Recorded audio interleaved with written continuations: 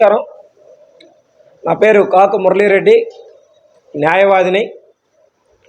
ఈరోజు ముందుగా మీడియా సమావేశానికి విచ్చేసినటువంటి మీడియా సోదరులందరికీ కూడా హృదయపూర్వకమైనటువంటి ధన్యవాదాలు. ఎందుకంటే ప్రజా సమస్యల్ని ప్రభుత్వానికి చేరవేయడంలోనూ, ప్రభుత్వం అందించేటువంటి ఏ మంచినైనా సరే ప్రజలకు చేరవేయడంలోనూ మీడియా పాత్ర ఎంతో ముఖ్యమైనది. ఈరోజు కూడా ఏదైతే నెల్లూరు నగర కార్పొరేషన్లో జరిగినటువంటి ఫోర్జరీ కుంభకోణాన్ని బయట పెట్టడంలోనూ, ప్రజలకు చేరవేయడంలోనూ మీడియా పాత్ర ఎంతో కీలకమైనది. కాబట్టి మీడియా మిత్రులందరికీ, ప్రింట్ ఎలక్ట్రానిక్ మీడియా మిత్రులందరికీ కూడా ముందుగా ప్రత్యేకమైనటువంటి ధన్యవాదాలు, అభినందనలు తెలియజేస్తాను. అయితే ఈరోజు ఈ మీడియా సమావేశాన్ని ఏర్పాటు చేయడానికి గల ప్రధానమైనటువంటి ఉద్దేశం ఏంటి అంటే, ఏదైతే ఇటీవల నెల్లూరు జిల్లానే కాదు రాష్ట్రమే ఉలిక్కిపడే విధంగా నెల్లూరు నగర మున్సిపల్ కార్పొరేషన్లో జరిగినటువంటి ఏదైతే ఫోర్జరీ కుంభకోణం బయటపడిందో, ఒక్కసారిగా సాక్షాత్తు ఐఏఎస్ అధికారుల సంతకాలు సైతం ఫోర్జరీ అయ్యాయన్నటువంటి విషయాన్ని తెలుసుకున్నటువంటి ప్రజలే కాదు, అధికార యంత్రాంగమే కాదు, అనేక మంది నాయకులు సైతం ఉలిక్కిపడినటువంటి పరిస్థితి మన నెల్లూరులో మనం చూసాం. అయితే ఈ యొక్క జరిగినటువంటి అవకతవకలపైన, అవినీతి పైన, ఇవి గతంలో ఎప్పటి నుంచో జరుగుతూ వస్తూ ఉన్నాయి గత ప్రభుత్వ హయాంలో.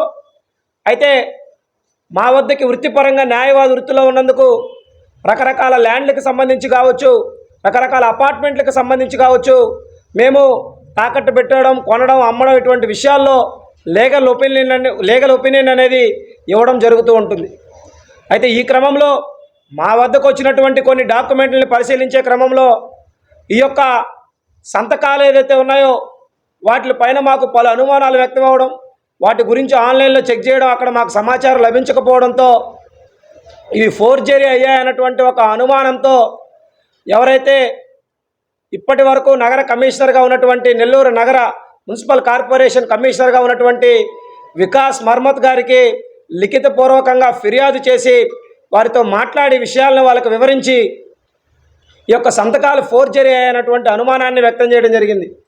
వారిని నేరుగా సంతకాలు చూపించి ఈ సంతకాలు వారివా కాదా అని కూడా వారిని తనిఖీ చేయమని చెప్తే, ఈ సంతకాలు నావి కాదండి, మీరు కావాలంటే పోల్చి చూసుకోవచ్చు అని చెప్పి వారు నేరుగా వారి సంతకాన్ని పెట్టి చూపించినటువంటి పరిస్థితి ఈరోజు గతంలో జరిగింది.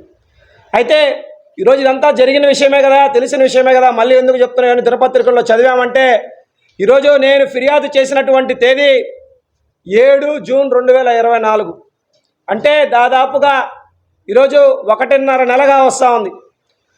అయితే 1.5 నెల అయినా కూడా ఈరోజు ప్రాథమిక విచారణ చేశారు కమిషనర్ గారు. సంతకాలు నావి కాదు అని ప్రాథమిక నిర్ధారణలో తేల్చి, ఎవరైతే బాధ్యులు ఉన్నారో టౌన్ ప్లానింగ్ డిపార్ట్మెంట్లో ఉన్నటువంటి అధికారులు ఎవరైతే ఉన్నారో వాళ్ళకి షోకాజ్ నోటీసులు ఇవ్వడం జరిగింది. వాళ్ళు ఇచ్చినటువంటి సమాధానాలు సంతృప్తికరంగా లేవు కాబట్టి వారిపైన సస్పెండ్ చేసి చర్యలు తీసుకోవడం కూడా జరిగింది. తదుపరి విచారణకు ఆదేశించడం జరిగింది. ఈ విషయాలన్నీ మీరు స్టేట్ పత్రికల్లో వచ్చే, జిల్లా పత్రికల్లో వచ్చే, మీడియాలో కథనాలన్నీ కూడా ఈ విచారణ అయిన తర్వాత వారు ఇచ్చినటువంటి ఎక్స్ప్లెనేషన్లు, స్టేట్మెంట్లను రికార్డ్ చేసి ఏదైతే గౌరవ ఎస్పీ గారికి సాక్షాత్తు కమిషనర్ గారే లిఖితపూర్వకంగా ఫిర్యాదు చేశారు. ఆ ఫిర్యాదు చేసింది కూడా 5/7/2024, అంటే ఈ రోజుకి దాదాపుగా 12 రోజులు అవుతా ఉంది.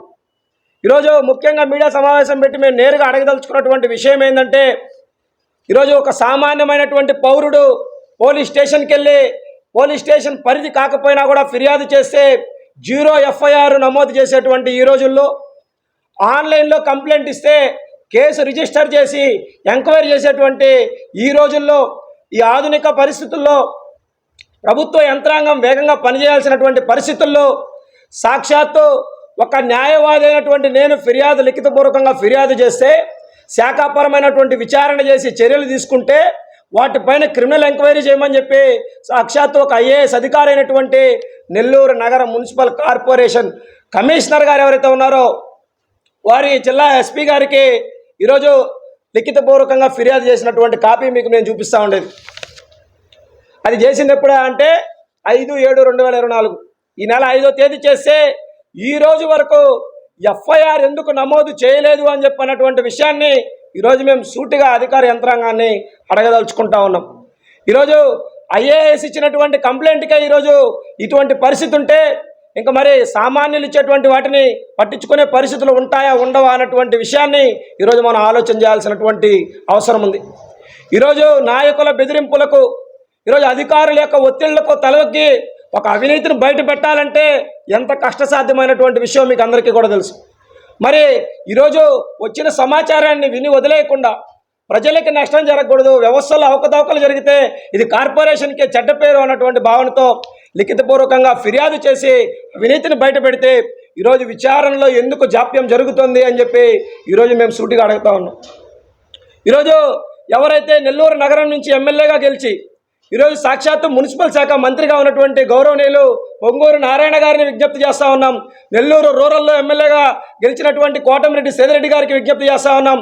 ఈరోజు ప్రజల్లో అవినీతి కుంభకోణాలపైన విచారణ చేయడం అంటే వాటిని నీరుగార్చడం అన్నటువంటి భావన ప్రజల్లో రాకముందే దయచేసి మంత్రి గారు, ఎమ్మెల్యే గారు మీ ఇద్దరికీ చెప్తా ఉన్నాం. అదేవిధంగా ఈరోజు జిల్లాలో మరో మంత్రి గారు రామనారాయణ రెడ్డి గారు ఈరోజు కార్పొరేషన్లో ప్రధానంగా ఉన్నటువంటి నెల్లూరు నగర, అదేవిధంగా రూరల్ ఎమ్మెల్యే గారు కార్పొరేషన్ పరిధిలో ఉన్న 54 డివిజన్లలో మరి ఈ మున్సిపల్ కార్పొరేషన్లో జరిగినటువంటి అవినీతి కుంభకోణాలపైన ఐఏఎస్ గారు వికాస్ మర్మత్ గారు ఎస్పీ గారికి రాసినటువంటి లేఖ మీ దృష్టిలో లేదేమో అని మేము భావిస్తూ ఉన్నాం. ఉంటే మరి చర్యలు ఎందుకు వేగవంతం కావడం లేదు అని ఈరోజు మేము అడుగుతా ఉన్నాం. ఈరోజు ఈ మీడియా ద్వారా మీ దృష్టికి సమాచారాన్ని తీసుకొని వస్తూ ఉన్నాం. ఈరోజు దాదాపుగా 164 సీట్లతో అఖండ విజయంతో ఏర్పాటైనటువంటి ప్రజాప్రభుత్వంలో అవినీతిని ఏ విధంగా కూడా ఉపేక్షించబోరని చెప్పి ఈ ప్రజాప్రభుత్వం పైన మాకు సంపూర్ణమైనటువంటి విశ్వాసం ఉంది. కాబట్టి ఈరోజు నారా చంద్రబాబు నాయుడు గారు ముఖ్యమంత్రిగా ఉన్నటువంటి నారా చంద్రబాబు నాయుడు గారికి విజ్ఞప్తి చేస్తూ ఉన్నాం.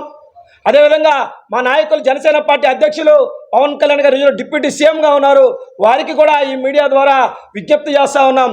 ఇటువంటి అరాచకమైనటువంటి అవినీతి అనకొండలని దయచేసి ఉపేక్షించొద్దు.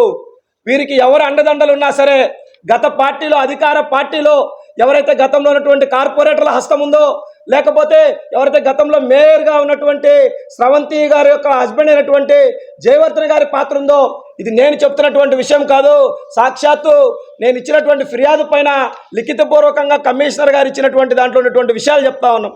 వారి అధికారుల్ని విచారణ చేసిన తర్వాత వారి బయటకు పెట్టినటువంటి విషయాలు ఇవి మాకు సంబంధించినవి కాదు, వారి ప్రమేయం ఉంది అని చెప్పి అధికారులు నేరుగా ఇచ్చినటువంటి స్టేట్మెంట్ రికార్డుల గురించి మాత్రమే నేను మాట్లాడుతూ ఉన్నా. ఇవి కేవలం నా ఆరోపణలు కాదు, కమిషనర్ గారి విచారణలో తేలినటువంటి విషయాలు. మరి ఈ రోజు వరకు ఎవరైతే కింది స్థాయి ఉద్యోగులపైన మాత్రమే సస్పెన్షన్ వేటు వేసి ఎందుకు ఆగిపోయారు? వారి వెనకాల ఏ బడాబాబులు ఉన్నారు, ఏ మాజీ ఎమ్మెల్యేలు ఉన్నారు, ఏ మాజీ మంత్రులు ఉన్నారు, లేకపోతే ప్రస్తుత ఎమ్మెల్యేలు మంత్రులు ఎవరైనా ఉన్నారా? మరి వీటిపైన సమగ్రంగా విచారణ చేయాల్సినటువంటి బాధ్యత ప్రభుత్వ యంత్రాంగం పైన ఉందా లేదా అన్నటువంటి విషయాన్ని ఈరోజు సూటిగా ఈరోజు పౌరులందరి తరపున కూడా ఈరోజు ప్రశ్న మేము సంధిస్తా ఉన్నాం. నెల్లూరు జిల్లా వార్తలను అత్యంత వేగంగా అందిస్తున్న మీ సింహపురి న్యూస్ ఛానల్ ను సబ్స్క్రైబ్ చేయండి. అందులోని ప్రతి వీడియోని లైక్ చేయండి, షేర్ చేయండి, మరింత మంది చేత సబ్స్క్రైబ్ చేయించండి. నెల్లూరు జిల్లా జర్నలిస్టుల మిత్రుల సహకారంతో ప్రారంభమైన ఏకైక ఛానల్ సింహపురి న్యూస్, అణగారిన వర్గాల గొంతుక.